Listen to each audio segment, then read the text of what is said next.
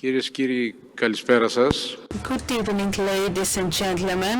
I would like to start by saying that usually someone introduces himself. I'm not Alexis Papachelas according to our agenda. Unfortunately, he has been sick and he can't be with us, although he really wanted to. So he asked me to play this role. I'm Thanaselis. I am the editor-in-chief in the English-speaking Kathimerini newspaper. It's my honor to be in his shoes in this fabulous monument where a lot of historical paths have met, influences of Orthodoxy, of Roman culture, Ottoman culture. All these show and reflect the multicultural character of the city of Thessaloniki. In this framework, we are having this initiative taken by the Theophano Foundation. Every year, the Theophano Foundation has been honoring personalities and organizations that have proven with their attitude and action how important they believe it is to understand different peoples, religions, and ideologies. In this framework, the Empress Theophano Prize was enshrined and enacted. We will start our ceremony with a brief but very interesting, informative video about the actions of the Empress Theophano Foundation and the previous ceremonies in the previous years. Let's watch the video.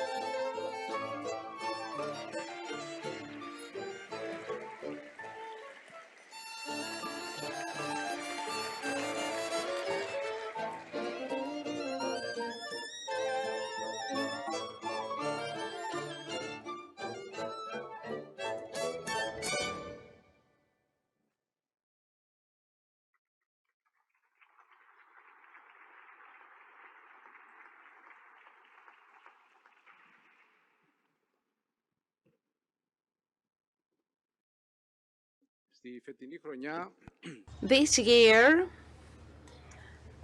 the prize will be awarded to the Organization of United Nations. We all know and believe that the role of UN is extremely important, but especially right now it is very current and topical because we are experiencing two important geopolitical wars, and the role of the UN is decisive and crucial. This award ceremony is held in order to recognize the role of the UN that promotes all the things that I've mentioned, these human values and principles. Europe, luckily, is in the front line of implementing these principles. The first speaker today, this evening, representing the European Union and the European Commission, is a Greek man, and he is from Thessaloniki. I don't know if he is a supporter of Aristi team, football and basketball team. He promotes our European way of life. Mr. Margaritis Skinas is going to be our first speaker, and I would like to call him to the floor. You're having the floor, sir. Dear Minister, dear Regional Governor, dear Mayor, Honorable Chairman and members of the Governing and Advisory Councils of the Theophano Foundation, President Van Rompuy, High Representative dear Miguel Angel, ladies and gentlemen.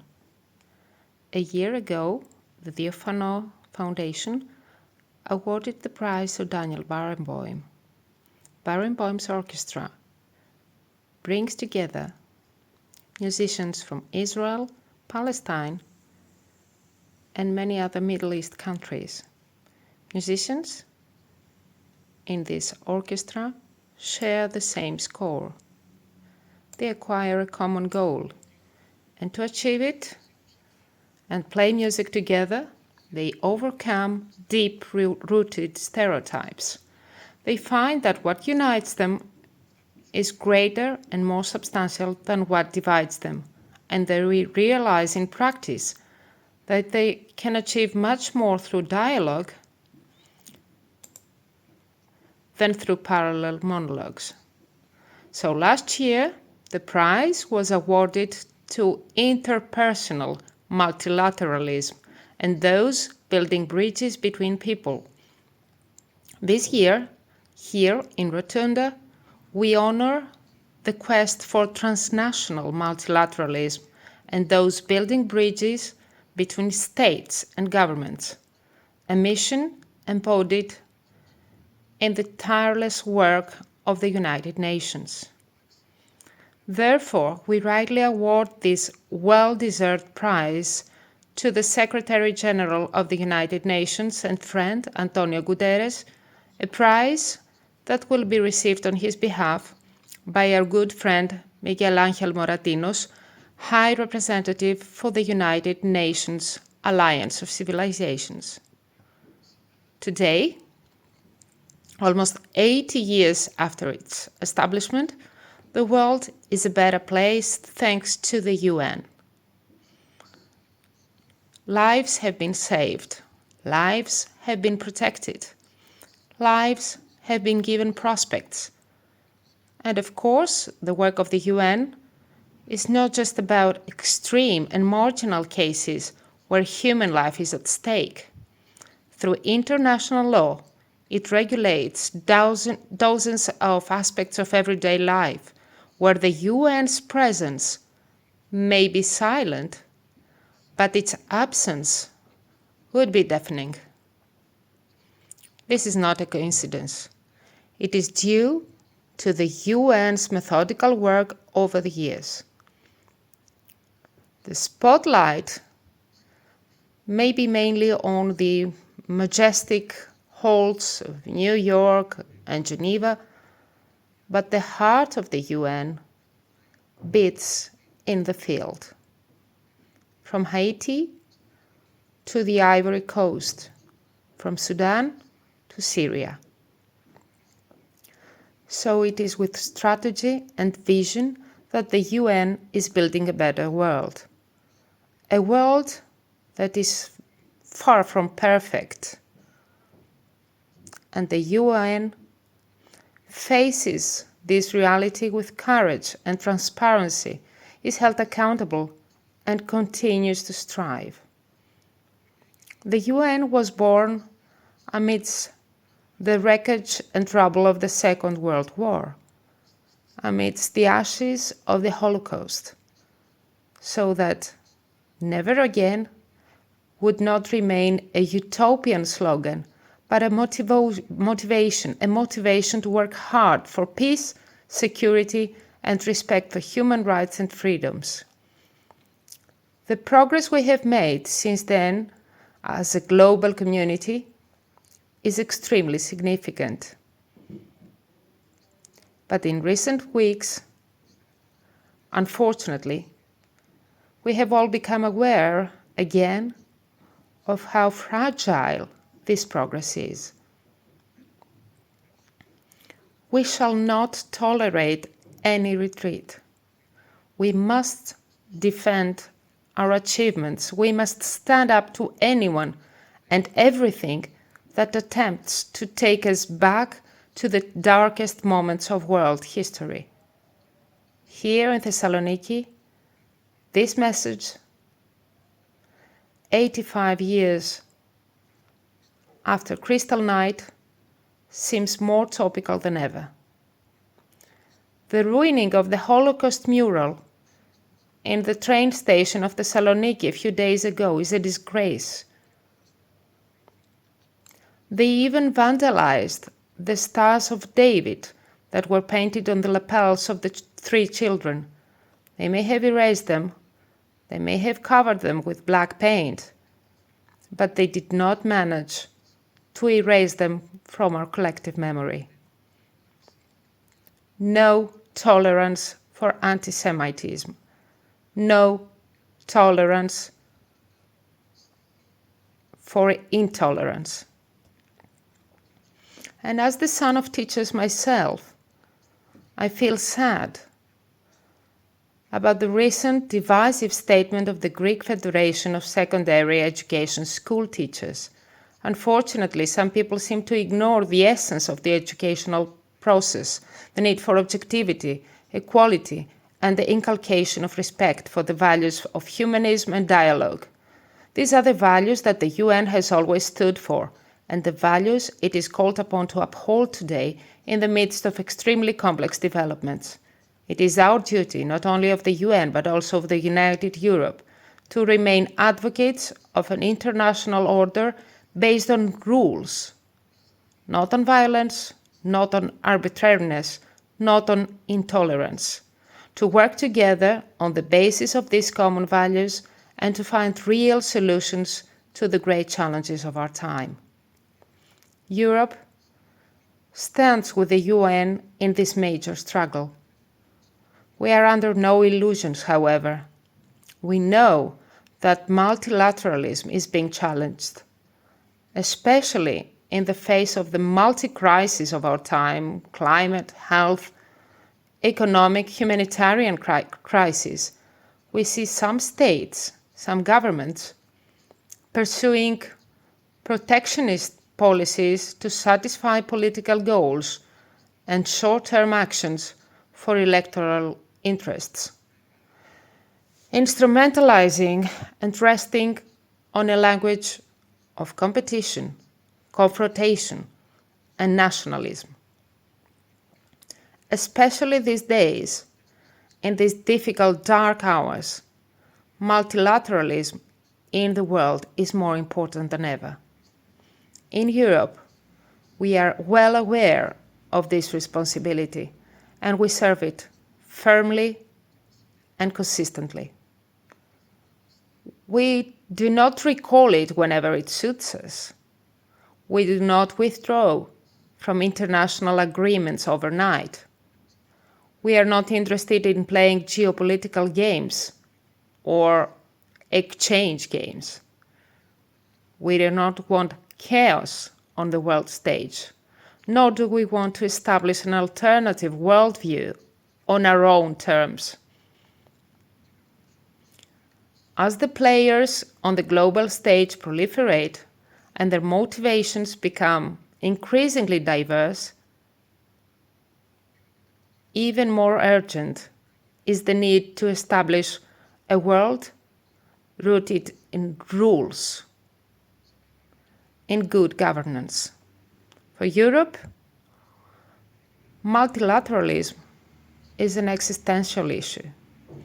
It is its cornerstone, the reason it was born, and its ultimate mission. Today in particular, we marked 34 years since the joyous night of the fall of the Berlin Wall. So here, from Rotunda, 85 years after the Crystal Night and 34 years after the fall of the Berlin Wall, I feel proud to share with you the thought that Europe is standing on the right side of history. This has become evident in recent years. The role of Europe as a regulatory, economic, and commercial player in the international arena is evident. During the pandemic, the European Union did more than just ensure sufficient vaccines for all Europeans, regardless of their place of residence and economic situation.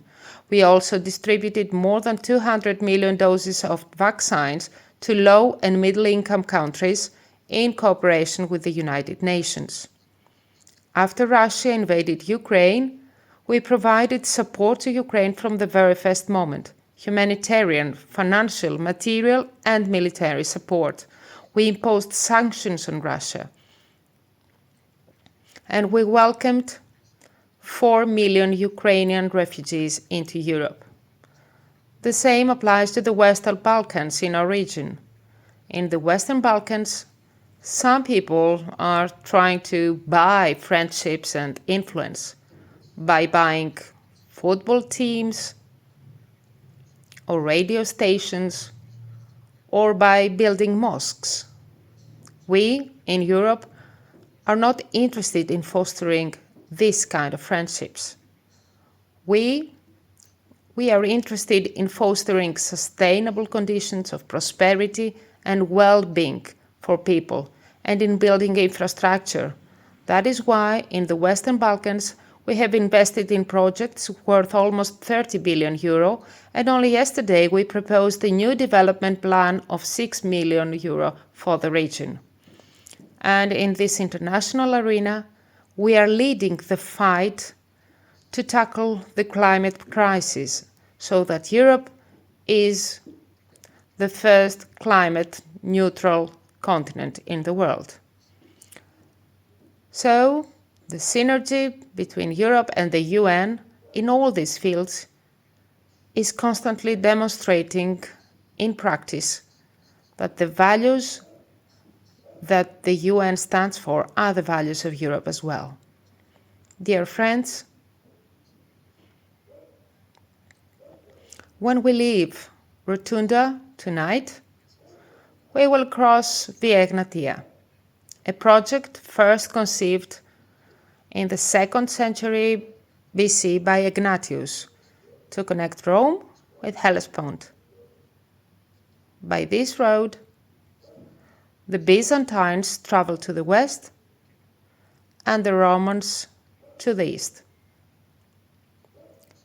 It was perhaps by this road that the Byzantine princess also traveled to begin her new life in the Roman Empire and become the Empress Theophano we honor today.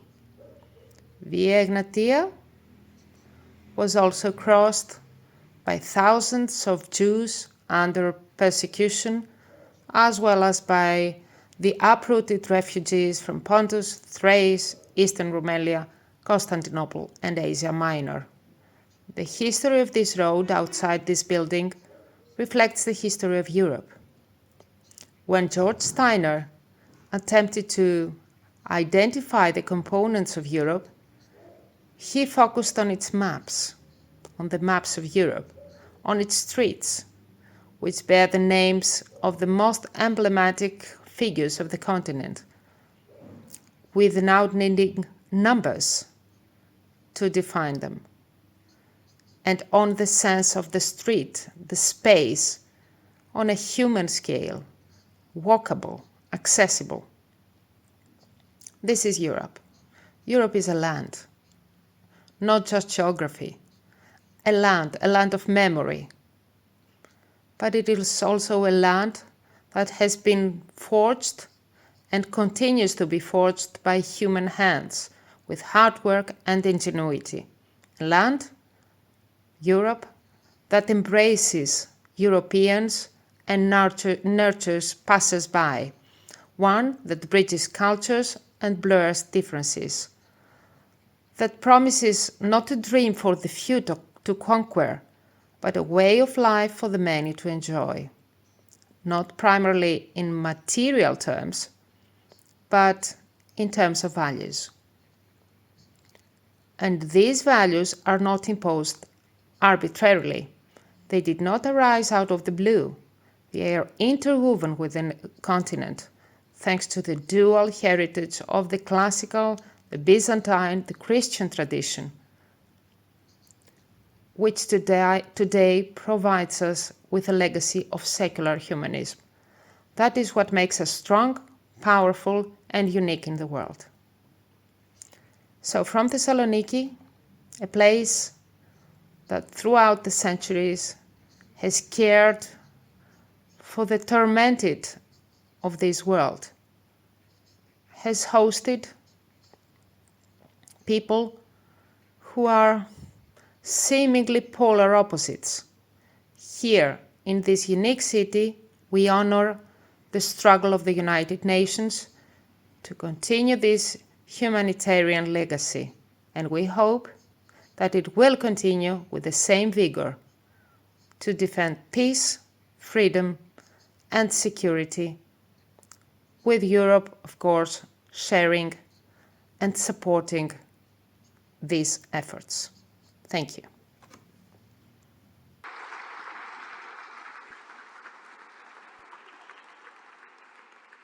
Η Ευρώπη δεν είναι μόνο κυβερνήσεις. Europe is not only governments, but it is also regions. That's why I would like to call to the floor the Deputy Chairman of the European Commission of Regions, your own regional governor of Macedonia and Thrace, Mr. Tzitsikostas. Mr. Minister, Deputy Chairman of the European Commission, Mr. Andriadis, Mr. Van Rompuy, High Representative for the United Nations, ladies and gentlemen. It's a great honor and pleasure for me to be here with you this evening in this unique monument that the region of Central Macedonia has restored all these years. This is a special ceremony with strong symbolism in this very difficult period we've been going through. The Empress Theophano Prize, within a few years since 2020, when it first was enacted on the initiative of the President of the Governing Council of the Theophano Foundation, Stavros Andriadis, having the support of the region of Central Macedonia, this prize has undoubtedly emerged as a leading institution, world-class and prestigious, which makes a decisive contribution to the extroversion of Thessaloniki, Central Macedonia, and the whole of Greece. This institution reflects the work and insight of Stavros Andriadis. Stavros Andriadis is a man who manages to transform ambition into outcome and ideas into action. That's why he deserves many and warm congratulations. Ladies and gentlemen, Empress Theophano Prize is an institution that promotes the European ideal, the history of Europe and our common values, that is, humanitarianism, solidarity, democracy, peace, cooperation, and of course, our common European identity. It has been that institution that puts forward and highlights the value of mutual understanding between peoples and the respect for each different culture and civilization. And at the same time, it is based here in Thessaloniki. And Thessaloniki has been over time a leading crossroads of civilizations. So Empress Theophano Prize showcases our land all over the world, the values that modern Greece stands for, but also the large and steady steps taken by the region of Central Macedonia as a place of creation and extroversion, with a strong role and voice in the European decision-making centers. Ladies and gentlemen, at this very critical juncture, undoubtedly, with two conflicts underway in our broader neighborhood, the award of the UN Secretary General Antonio Guterres is indeed the most powerful symbolism for the global demand and effort to find immediately equitable and sustainable solutions, fair solutions and just solutions that will safely lead to a better period of peace. And of course, in the person of UN Secretary General Antonio Guterres, we honor and award his timeless work and the tireless efforts of the United Nations for real solidarity and humanity as a foundation for addressing global challenges and crises. Besides, the common goal of all of us is to build bridges between nations, because only in this way can there be progress and prosperity, and every person feel safe where they live. The answer to these great challenges and crises is more Europe. But which Europe? A Europe that intervenes more, that is more strong, more powerful. A Europe that takes and makes decisions more quickly, decisions that give an answer to the real problems of our fellow citizens. A Europe that has more legal, more democratic legitimization, a Europe that is closer to citizens. This is the strong symbolism of the Empress Theophano Prize all these years. This year, I would like to express the feelings of the citizens in Central Macedonia. I would like to repeat one more time a big bravo and our congratulations to President Stavros Andriadis, the President of the Council and former President of the Council of Europe, Mr. Van Rompuy, who has been with us today and has been with us all these years. And of course, I would like to congratulate one more time the UN Secretary General Antonio Guterres for his great work.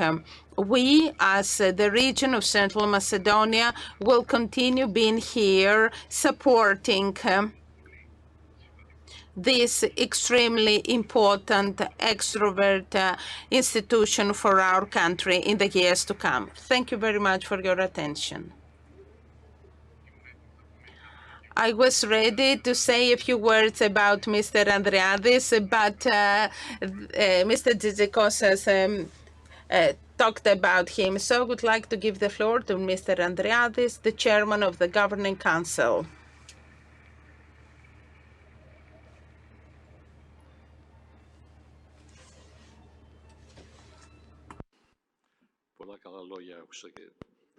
Very kind words. This always makes me feel a bit weird. Your Excellency, High Representative of the United Nations, Mr. Moratinos, dear Mr. Vice President of the European Commission, dear Mr. President of the European Committee of the Regions, dear Minister, dear Mayor, ladies and gentlemen, dear friends, distinguished guests, honoring us with your presence for yet another year. On behalf of the Foundation's Governing Council, I'm truly pleased and honored to welcome you to the presentation of this year's fourth Pan-European Empress Theophano Prize. When this noble initiative was launched in 2019 as an idea of our friend Herman van Rompuy, none of us could have imagined the strides the institution would make in just 3 years. From the Erasmus program, with the prize accepted by the President of the European Commission, Ursula von der Leyen, to Drs. Ugur Sahin and Özlem Türeci, the pair of scientists who developed and the only people who developed the first coronavirus vaccine, focusing on science for the common good, to world-renowned conductor Daniel Barenboim for his humanitarian action and the profound symbolism of West Eastern Divan Orchestra, comprising both Israelis and Palestinians, underlining the role of art as a means for mutual understanding. We believe that all were very important awards, aiming to highlight important figures and initiatives that contribute to understanding and rapprochement between people, nations, and ideologies. And we know very well how hard such an venture is.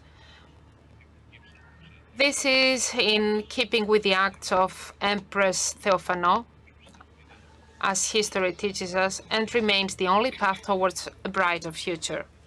During these 3 first years of the prize, none of us imagined how dramatically imperative and necessary the aim of the prize would become. At this year's event, we find the planet, and particularly the wider region of Europe and the Eastern Mediterranean, at a truly sad and critical moment for the peace and prosperity of its people. In this time of global crisis, it is more vitally important than ever, and everybody has stressed that, to strengthen the League of Nations so that it expresses the worldwide desire for imposing rules and taking actions aiming at humanitarian and peace. Today, in the country that laid the foundations of democracy, we are honoring the United Nations, the largest international body promoting all the foregoing, and its leader, Secretary General Antonio Guterres. Through its initiatives, especially in crisis situations, the United Nations shows us how humanitarianism can and must be placed at the heart of political leadership, and how political leaders have a responsibility to ensure a better tomorrow for the citizens, not only of a single country, but of the whole world, for humanity, for all the planet. Mr. Antonio Guterres' eager acceptance of the prize is a particular honor for our foundation and the prize. Unfortunately, the critical nature of current affairs and tragic occurrences in the Middle East do not permit him to be with us today. However, he is represented by a world-renowned luminary, Mr. Miguel Angel Morantillos, Under-Secretary General of the United Nations and High Representative for the United Nations Alliance of Civilizations. Dear Mr. Morantillos, your presence here today is much more than symbolic. Current events highlight the need for an alliance of civilizations. It reminds us of our shared fragility and interrelated destinies, and underlines that our only option is unity and solidarity in inclusive societies. And as we are reminded by the motto of the Alliance, many cultures, one humanity, it is up to all of us, and of course, particularly up to our leaders, to promote cultural diversity, religious pluralism, and mutual respect. Ladies and gentlemen, for yet another year, I kindly ask that you look around at the very monument hosting this event, the exquisite rotunda, which was in turn Roman, Byzantine, Ottoman, and Christian, is a point of reference in the succession of people, nations, religions, and our shared European history. The mosaic decor of the rotunda, one of the masterpieces of late antiquity art is dominated by human figures. Many of them are in prayer. At this critical global juncture, therefore, the prayer of all of us to the creed that represents everyone is a single shared prayer: peace and solidarity for humanity. In the words of Antonio Gutierrez himself, we have to transcend our differences to transform our future. Therefore, let's put peace at the heart of our words and actions. With this in mind, the Theophano Foundation and the peerless personages that have flocked to it will continue to highlight efforts that bring us closer to the goal of a better world, a world of peace, mutual understanding, and cooperation. Thank you very much.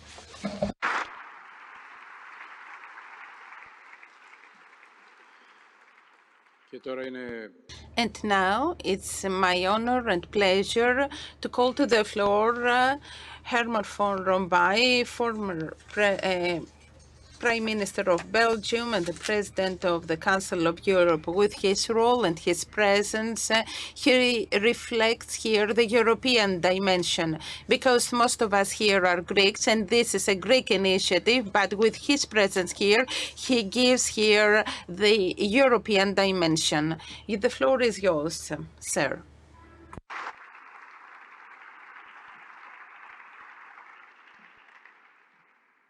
Mr. President of the Theophano Foundation, Mr. Deputy Secretary General, Mr. European Commissioner, Mr. Governor, Excellencies, ladies and gentlemen, dear friends. The Theophano Prize continues to honor people and institutions committed to cooperation, reconciliation, and peace. Not more than a year ago, we chose David Barenboim, who brings Israelis and Palestinians together in his West-Eastern Divan Orchestra to demonstrate that it is possible to work together. That ideal, that dream is needed more than ever to end the current nightmare. I cannot help but quote the recent words of our laureate last year. He says, "In the current situation, I naturally ask myself about the significance of our joint work in the orchestra and in the academy. It may seem little, but the mere fact that Arab and Israeli musicians share a podium at every concert and make music together is of immense value. Over the years, through this commonality of music making, but also through our countless, sometimes heated discussions, we have learned to better understand the supposed other, to approach them and to find common ground. We start and end all discussions, no matter how controversial, with the fundamental understanding that we are all equal human beings who deserve peace, freedom, and happiness. Ladies and gentlemen, we have a duty to remain hopeful. Hope is an obligation. Some want to present the tragedies taking place in the world today as a struggle between East and West. That so-called contradiction was already there 1,000 years ago at the time of Empress Theophano. She herself was a living proof that this contradiction can be bridged. A Byzantine princess who became a German empress. And today, politically speaking, the terms East and West have a different meaning. It is often an artificial rivalry because citizens on both sides want nothing more than to live a normal life for their children and their families and themselves. They want good health care, enough food, freedom and security, peace. They want just to be happy, as simple as that. But ordinary, normal people are not asked for their opinion. They have to submit and to obey. The United Nations was exactly the answer in 1945 to that cry of ordinary people after the tens of millions killed in World War II. That deep yearning is more topical than ever in the increasingly brutalized and dangerous world we live in today. The United Nations Charter and the 1948 Universal Declaration of Human Rights put that humanist ideal on paper. They made the United Nations an expert in humanity. It has not become 70 years of peace, though we often forget that a repeat of the crazy first half of the 20th century has been avoided. However, the events from February 24 of 2022 to today show that we are on the wrong track. There has been renewed talk of the possibility of using nuclear weapons since then. That is why the words of my compatriot and first President of the UN General Assembly, Paul-Henri Spaak, are topical again. He said in 1948, at the beginning of the Cold War, on the Speaker's Tribune of the General Assembly, I'm quoting him, he said, "We are afraid of you, afraid of your government, afraid of your politics. We are afraid." And those words, unfortunately, have lost none of their topicality. But our fear is not that of cowards. The real decadence is launching a war. If every state and every government recognized the unique value of every human person, there could be no war. Human rights are above the rights of a party, above the rights of a clique, above the rights of a dictator. Humanitarian law is above any other law. Being human does not mean being weak. That things can be different is proven by the story of 70 years of peace between the countries of the European Union. The centuries-old utopia of a united Europe has largely been realized.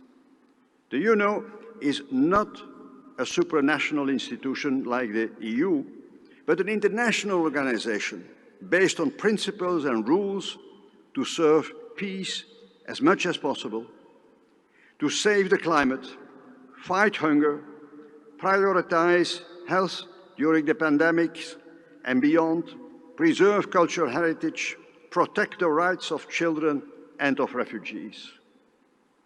Not just by declarations, but by actions. However, the United Nations is only as strong as its 193 member states want it to be. That does not stop the organization's leadership and its Secretary General from raising its voice and taking actions, such as a year ago, to continue providing the world with sufficient food by allowing exports of Ukrainian grain and thus avoiding worldwide famine. An extension of that food deal was not possible for incomprehensible reasons. The right to food, the right to water, is a basic right for everyone, everywhere, in any time. The major climate conferences organized every year under the United Nations Framework Convention on Climate Change, and in particular the 2015 Paris COP21, have become the reference for the survival of the human species on the planet. Ladies and gentlemen, it's about to be or not to be. The climate continues to deteriorate faster than expected, even though the media attention today is completely consumed by the tragedies of two wars. The climate the climate does not care about these human follies. Again, things could be different. Humanity has its destiny in its own hands. The United Nations played and is playing a pioneering role in this. Wars and climate are humanity's biggest threat. This is what makes our world so dangerous today. Secretary General Antonio Guterres, his staff and his colleagues in charge of the specialized UN agencies deserve our deepest appreciation. Mr. Guterres says what his conscience asks him to say also in difficult times.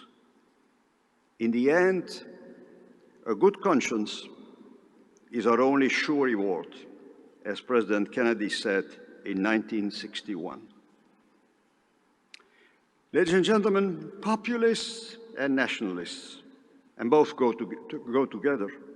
Populists and nationalists are against multilateral organizations because they don't care about peace and harmony.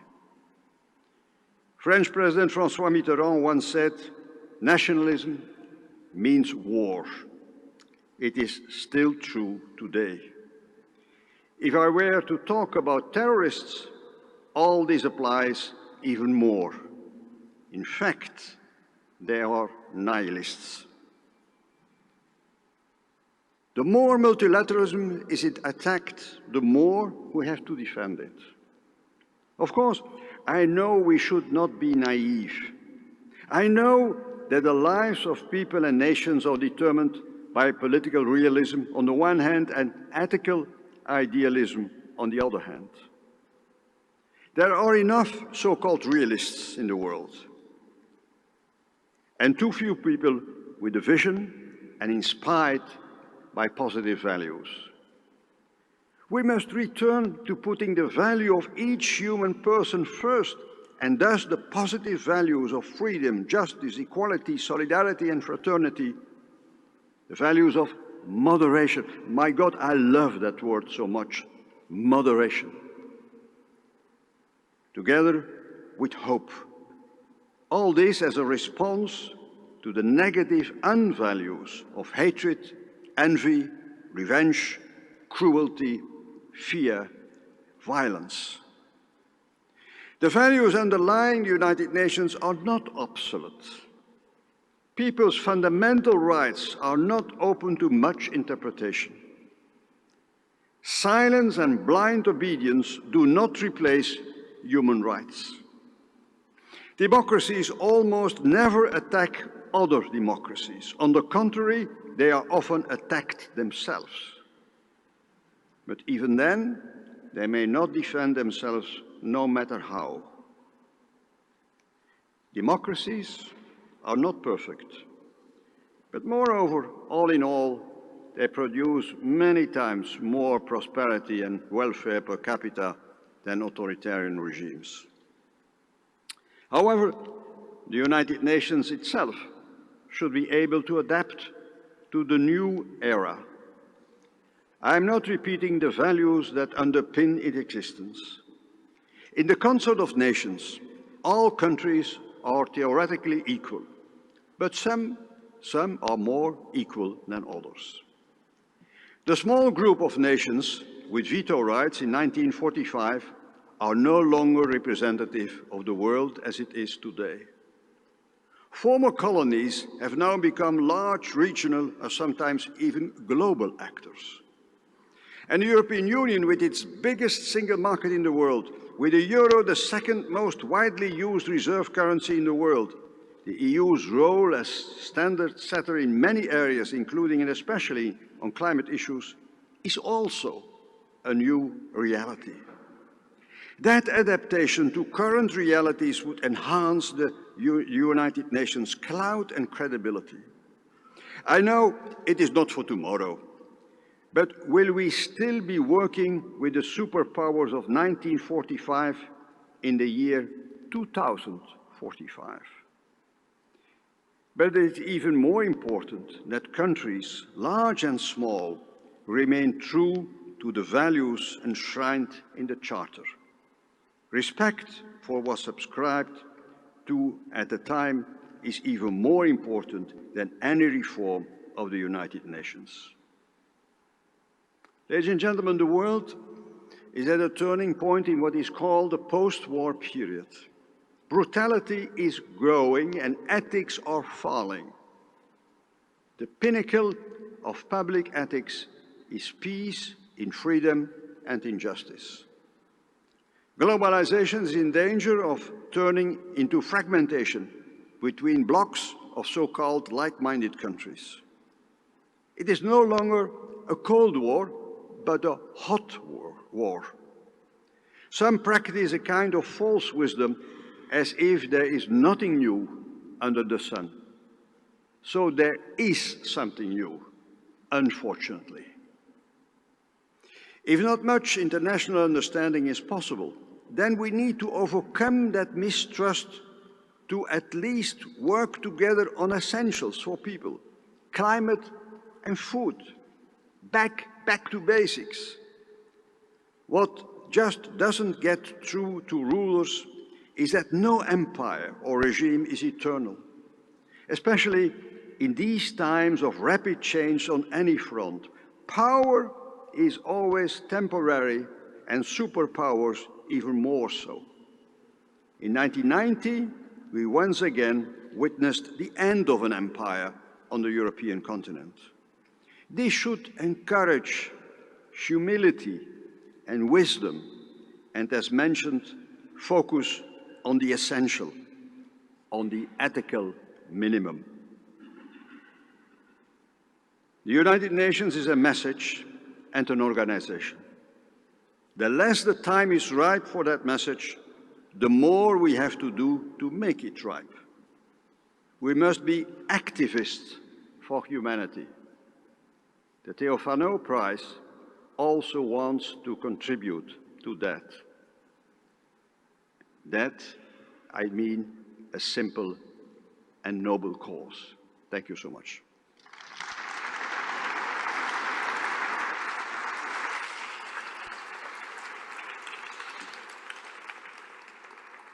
Η τελετή σήμερα γίνεται για τη βράβευση των ΗΠΑ. Ceremony is to award the prize to the United Nations, and so it's high time to the Secretary General of the United Nations a short greeting on this award and on the role of the United Nations. The women and men of the United Nations, it is an honor to accept the Empress Theophano Prize. I profoundly thank you for this recognition of United Nations staff working around the clock and around the world. Many are in remote and dangerous locations risking their lives. All are dedicated to serving humanity to promote peace, advance sustainable development, protect the most vulnerable, uphold human rights, and build bridges of understanding. Dear friends, our world is facing great trials and tests. War has returned to the European continent with the Russian invasion of Ukraine. And all around the globe, old tensions fester while new risks emerge. Democracy is under threat, and authoritarianism is on the march. Inequalities are widening, tensions are rising, and our planet is burning. The Sustainable Development Goals, our blueprint for peace and prosperity on a healthy planet, are slipping from reach. No country can meet these challenges alone. We need greater unity and cooperation, rooted in mutual respect and solidarity. And we need political will and leadership. Yet, through the dark clouds, I see rays of hope. I see hope in the young people around the world working every day for a better tomorrow. In the women and girls leading and fighting for those still being denied their basic human rights. And I see hope in the humanitarian heroes rushing to deliver life-saving aid whenever and wherever disaster or conflict strikes. The United Nations stands with them all. Dear friends, the only path forward is the path we walk together as one human family. Rich in diversity, equal in dignity and rights, united in solidarity. Together, we can build an alliance of peace that spans the global and the local to meet the tests of our time. This spirit of forging unity across geographies and cultures is the legacy of Empress Theophano and it remains the guiding goal of the United Nations: to bridge divides, repair relations, to rebuild trust, to expand opportunities and leave no one behind, and to renew our commitment to cooperation and nurture the courage to compromise. At this time of division and strife, this award will inspire us to keep striving towards a more just, sustainable, and peaceful future for all. Thank you again for this recognition. Σας ευχαριστώ.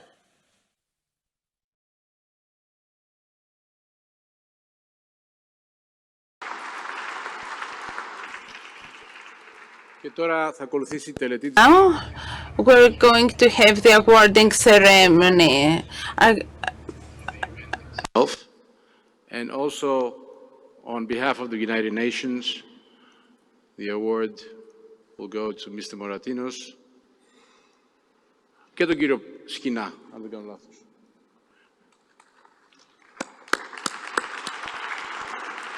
Mr. Skinas.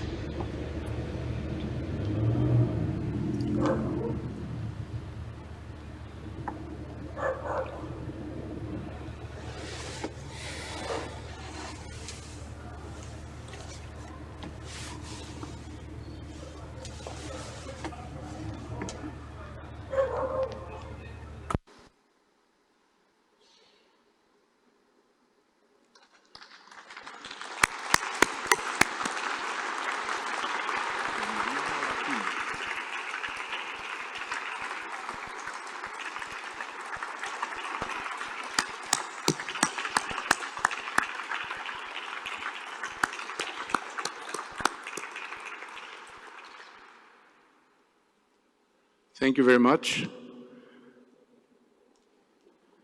And now, Mr. Moratinos, let me, as I present for the speaker, note that he's not only representing the Secretary General, but these special days where all of us are watching what's happening in the Middle East. Let me remind our viewers also, but also the participants, that Mr. Moratinos not only was also a foreign minister, but he, for 7 years, was the special envoy of the United Nations 20 plus years ago. I'm not going to go into numbers, for the Middle East. So it's somebody who, unfortunately, since then, for decades now, has dealt with the issue of the day. With that, I offer Mr. Moratinos the floor for his speech. So good.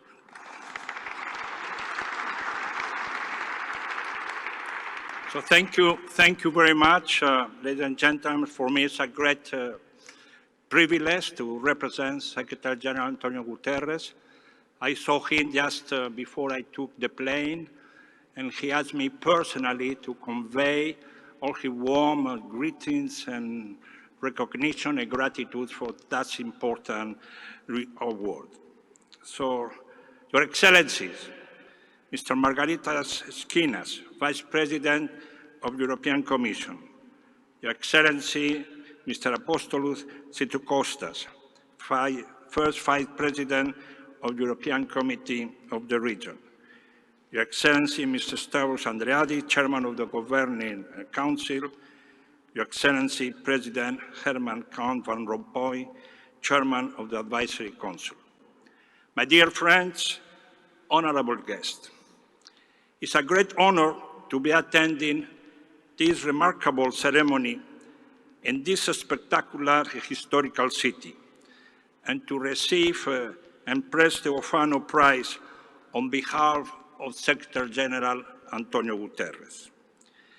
Let me express first my admiration for your foundation, for Theophano Foundation, a foundation that works and put his objective of peace, reconciliation as the top of his agenda, and working in this dialectic between East and West. Practically, the same mandate and mission that my organization, the United Nations Alliance of Civilization, is working with. So we have a lot of similarity, a lot of common agenda. But let me, my friends, to express the gratitude of Secretary General Mr. Guterres and all the UN staff for advancing the 4 pillars of the United Nations: peace and security, human rights, the rule of law, and sustainable development. I assume that we all agree that these 4 pillars are interrelated and interdependent. Peace and protection by law of human rights, mutual respect, equal political rights, and equal economic opportunities are prerequisites for building an inclusive and peaceful and resilient societies. I wish to take the cue for the early message of Secretary General Mr. Guterres, refer to building an alliance of peace that expands the global and the local to meet the test of our time. I have to recall that the United Nations Alliance of Civilization last year in Fez, when we celebrate our 9th Global Forum, we titled the forum for Alliance for Peace for Living Together. Yes, living together for peace. That is the main objective I think we all share. So I'm convinced that there are bridges where people could cross and meet as human beings, transcending their different ideology, race, religion, or belief. The Iberian Peninsula, from where I come from, has been the battleground as well as the melting pot of the 3 monotheistic faiths that have left the region with a sense of respect for cultural and religious diversity. In fact, this rotunda is an example of the amalgamation of civilization. It has gone through multiple periods of use and modification as a Christian basilica, as a Muslim mosque, and again as a Christian church, one of the oldest of Europe. The plain truth is that today, more than ever, in a multi-ethnic and multicultural world, diversity remains the reality that informs human life. Diversity is not a threat. Diversity is a richness. And diversity means embracing pluralism in nations, in cities, in tribes, in villages, in ethnicities, in identities, in belief, in faith, in civilization. Peaceful coexistence should not be the ultimatum to aim. We should seek a more robust and effective form of multilateralism to defend the way of living together for creating and consolidating one humanity. Distinguished guests, next month, on the 10th of December, they will be celebrating the Human Rights Day. The UN family and global community will celebrate the 75th anniversary of the Universal Declaration of Human Rights. The milestone document continues to be a living document in an ever-changing world. In preparation to this remark, I drew inspiration from Article 1 of the Universal Declaration of Human Rights, the Magna Carta of humankind, which states, and I quote, "All human beings are born free and equal in dignity and rights. They are endowed with reason and conscience and should act towards one another in a spirit of brotherhood." End of the quote. 75 years ago, the global community came together to affirm the dignity and worth of every person and to secure peace and development for all people and to ensure the safety and security of future generations. It is important to remind ourselves of every day of those foundational universal principles, particularly in the context of the current geopolitical situation. I dare say that we are witnessing a situation where human catastrophe for both sides, for Israel and for Palestinians, is unfolding every minute in front of our eyes. We have to put an end to that. And I know, and you know, that the UN is working for that with all main actors in order that we have a better future. Distinguished guests, the United Nations Alliance of Civilization, the UN entity that I'm privileged to lead, remains an ardent defender of inclusiveness and efficient multilateralism. Against the diversity of the global interconnected challenges, our responses must transcend national borders. Our mantra has been said is many cultures, one humanity. Yes, one humanity. We have to recognize that it's a pluralism of civilization. Not one is superior to the other. Each civilization, every one of them, has contributed or enriching on common and important humanity. In this context, I am alarmed at the surge in religious intolerance and hate crime, especially those against Jews, Muslim, and Arab around the world in the context of the dangerous escalation of the situation in the Middle East. This morning I was the privilege to visit your synagogue here in Thessaloniki, and the president of the Jewish community was remembering me that today, the same day, was the Crystal Night, as Vice President mentioned in his speech. So you start by burning books, and then you end by dehumanizing terrible Holocaust. So that is what we cannot permit in today's life and today's history. So I unequivocally condemn attacks and hate crime and harassment against Jews, Muslims, and Arabs, and the destruction of the sacration of their places of worship. The rise of online hate, content, disinformation, and conspiracy theory is appalling and distressing. And I echo the call of the Secretary General of the United Nations to uphold human dignity and to stand up to the forces of anti-Semitism, anti-Muslim bigotry, and all forms of hate. In such time, emotion runs high. Malicious forces are exploring their anger, fury, and fear to spread disinformation and fuel incitement to violence.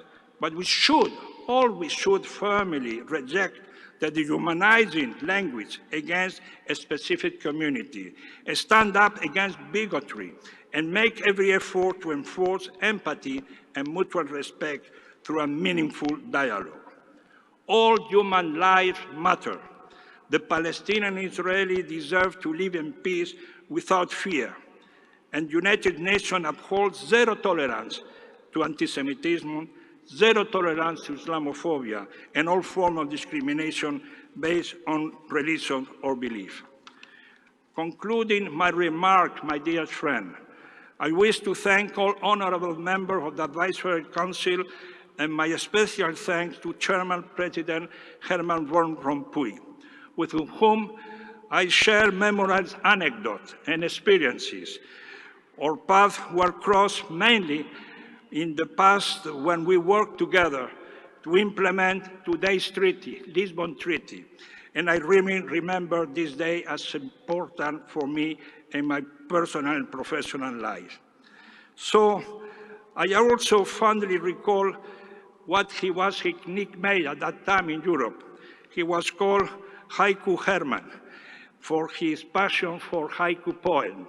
And I would like to conclude my quoting on this haiku reflection.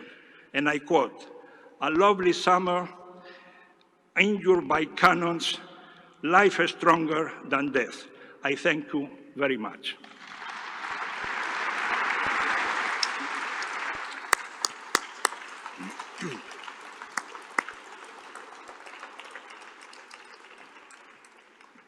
Και παρότι οι αναφορές ήταν φυσικά για την ειρήνη. So the references were mainly about peace.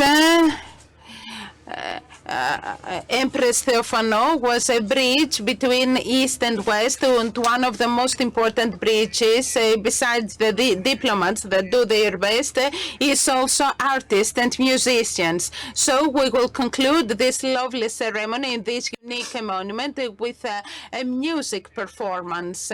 It's a special music performance. It is organized by a person who covers a various range of culture. Yannis Konstantinidis was born in Izmir, studied in Berlin. He studied classical music and traditional music, and the Dodekani suite that we're going to listen to, it's a music piece that bridges Greece and the Western world and shows the skillful creativity of Konstantinidis. This musical piece was written for the union of the Decanis with Greece in 1948. I would like to call to the floor the musicians, Mr. Giorgos Emanuil Zaridis in the piano. He is an associate professor at the University of Music of Macedonia, and Simos Papanos in violin. He is the artistic director of the Symphony Orchestra of Thessaloniki, and the unique mosaics of Rotunda will accompany this performance.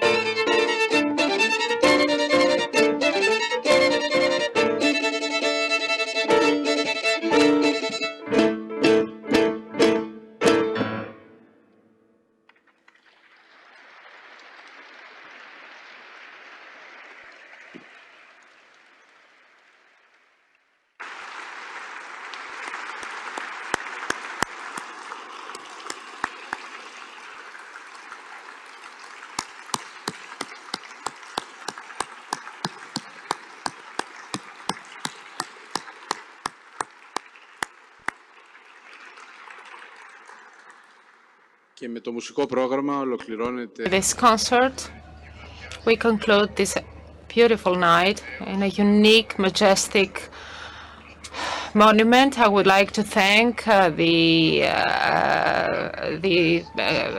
members and the executives of the Theophano Foundation for establishing the Theophano Prize that demonstrates the necessity, and we all agree, the necessity for understanding, cooperation between peoples, nations, religions, cultures, civilizations, and people. Thank you once again.